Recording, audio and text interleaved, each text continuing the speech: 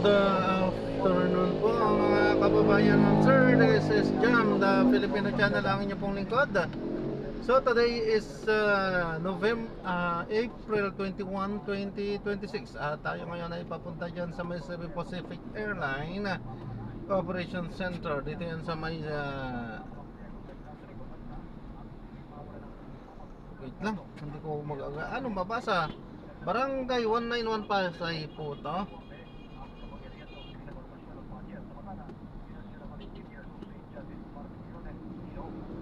At dadalhin po natin sa may Casino Street, sa may Palanan, Makati po yan. Okay, magbabalik po tayo mamaya konti. Pag nakuha na po natin sila, disclaimer lamang po, ang content po natin ay kalsada at hindi ang passenger. Kaya nga naman, sakasakali man po na may marinig kayo, mga pangalan ng lugar, pangalan ng tao, pangalan ng organizations, government or private, mayan, ay wala pong kinalaman ng channel na ito at wala pong pinapatungkulan.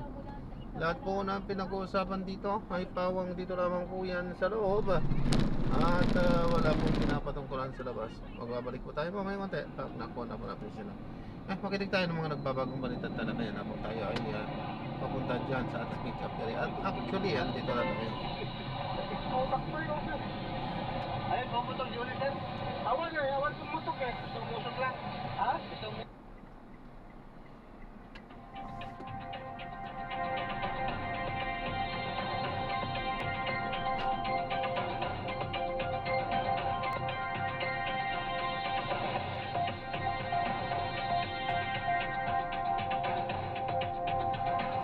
Ni Haris Julio.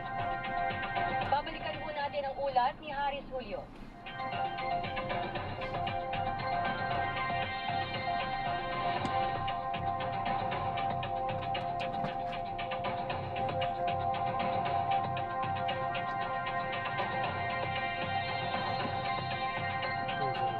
Dito na tayo. Tinatangkol dito sa Pinas, sa Alugos, Pinabrada, Pagkita, Katatat, Ayun Sosa. Bukod rito, may anin naman ang proyekto ang bumaba ang presyo. Samantala, meron ng mga establishmento na napadalhan ng debt registry at mga nagpalinal sa pinabang na padalang ng Wigo upang ibantay sa SRT ang presyo ng kanilang produkto. Ako si Chief Pagpakul ng China ng Superado Palawan, nag-uulat si China ng Superado sa Gabuti, Palitan Totoo. Thank you very much. June Pangpakulo mula Super Radio Palawan. Punta natin ang Super Radio dyan. Department of Agriculture Region 12 ay nagkahanda na sa epekto ng El Niño sa Dr. Jack Video. Pumutok dyan, Jerry Paglinawan. Bayo nga po, Jerry. Mga po Carmen, nag-aanda na ni Barnier World Agriculture o Tiging Region 12 sa mga posibleng epekto ng El Niño Pilipino, lalo na sa mga magsasaka sa Bungsog Sargent Region.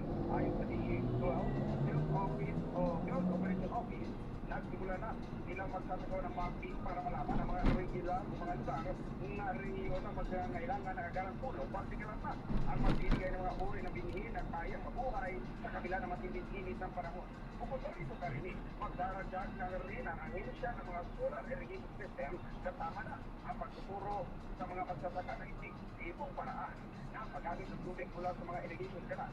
Ilulusad din ng DG Region 12 ang kanilang command center na magbabatay sa mga pagbabago sa lagay ng panahon at magpupulong ng hakbang para mapangalagaan ang mga sakahan. Ako, si Darren Palinawan, Jeremy Super Radio, nagulat para sa Jeremy Super Radio TV. Pagkita ko, Mataw sa hapon.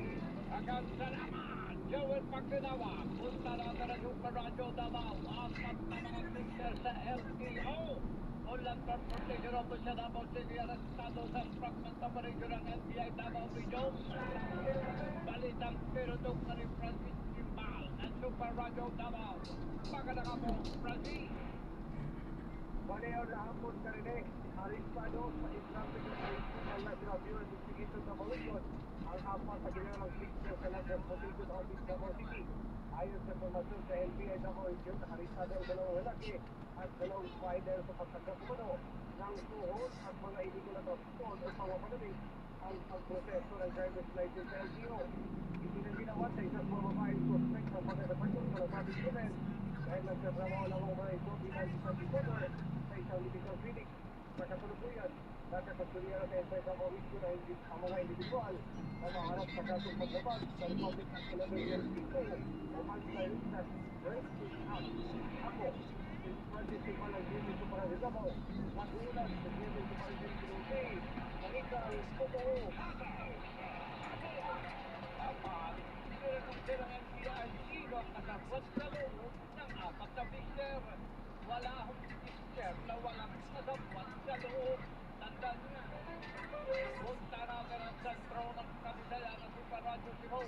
Lalawigan ng Cebu ay naka-heightened alert dahil sa matatang kalidad ng hangin. Tinutong kaligwak. Look, Romeo, ayaw nga mo, wak. Magandang hapon na Karimi. Dahil ilalim na sa heightened alert na Cebu Provincial Government at ng key offices ng lalawigan sa gitna nagpagpama ng kalidad ng hangin na ilang lugar sa Cebu. Inutusan namin ng Cebu ang Governor Manila Recuadro ang labing dalawang hospital ng probinsya na maganda sa mga posibleng health control na epekto sa nararanasan rin ang probinsya ang 24/7 operation ng kanilang emergency operation center. Muna nito, atay sa monitoring ng environmental emergency LB7 kung pagpuli and healthy level ang kalidad ng hangin sa Metro Cebu na hapon. Ngayong araw, nag-improve naman ang kalidad ng hangin kung saan ay nasa unhealthy or sensitive group level. Buwang magtugronyo ng GMA Super Radio ng Sinado Cebu, nag-uulat para sa GMA.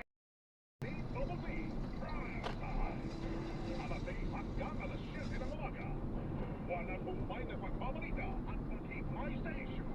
Meron ng product sa Super Radio DCWB. Alas 7 hanggang alas 8 ng umaga. Ransa na naman sa pagbabalita at kabanan Joel Reyes at meron ng product sa Super Pansita sa umaga. Nationwide. Alas 8 hanggang alas 9 ng umaga. Para rin ang paglalakay sa mga init na balita. Hatid ni Rowena Salvacion at Joel Reyes sa saksi sa Tolobi. At alas 9 hanggang alas 10 ng umaga. Hindi mahawa at tambalang Arnold Claudio at Polly Season sa paglalakay sa mga isyu ng bayan. Sa one-on-one, walang personalan. Super Radio, DCWB, Prime Time. Pagbabalita, walang kinikilingan, walang pinoprotektahan, walang kasinungalingan, serbisyo, totoo lamang. Super Radio, DCWB, Prime Time. Itinanghal sa ikawalong Kawad Las Caliereta bilang most outstanding digital radio station.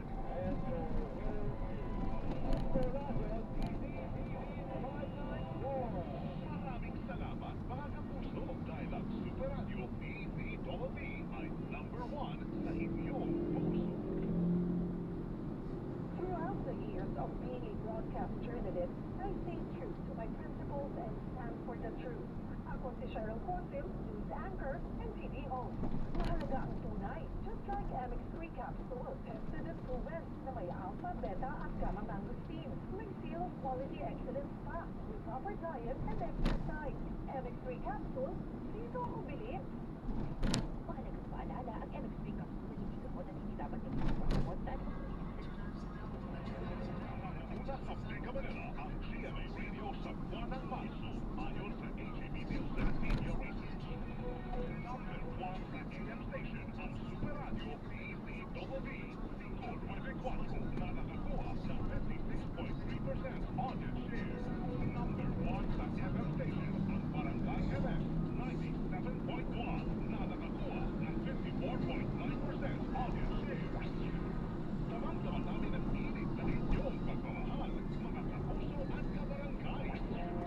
Maraming salamat po dahil kami pa rin ang numero 1 sa inyong puso. Super Radio, DCWB at Barangay MS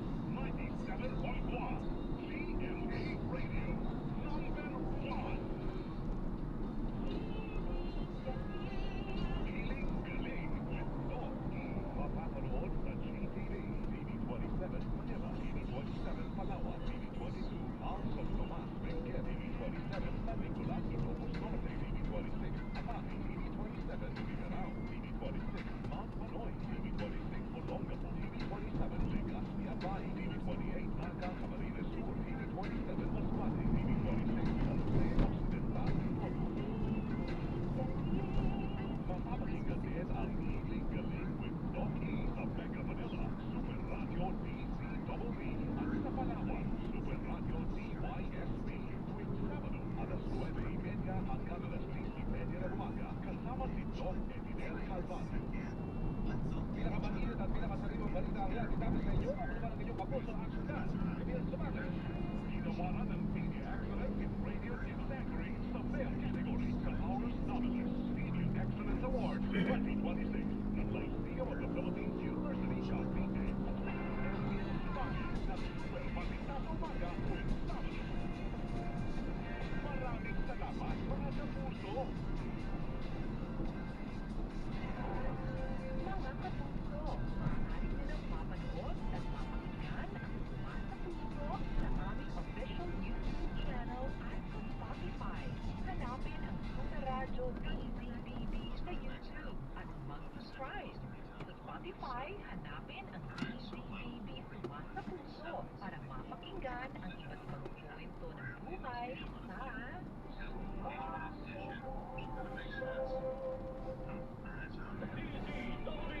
Number 1 sa Mega Manila.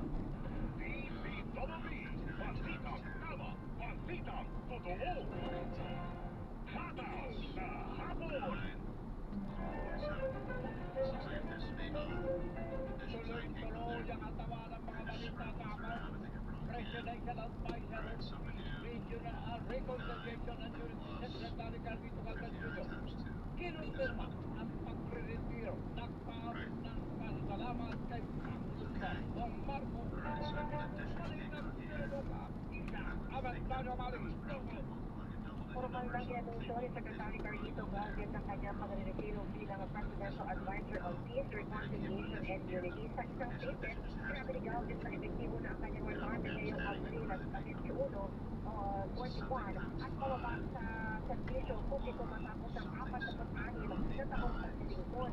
Ayon kay Galvez, ang desisyon ay bunsod ng personal na pangailangan upang matugunan ang pagsuwa ng kanyang duties at maiputok ang sarili sa pamilya ng ating isang commitment na long overdue na.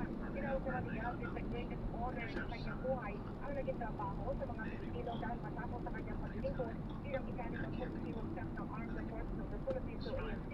Nagsilbi siyang Presidential Chief Advisor, Chief Implementer ng National Task Force against COVID-19, Vaccine Czar at Officer in Charge ng Department of National Defense.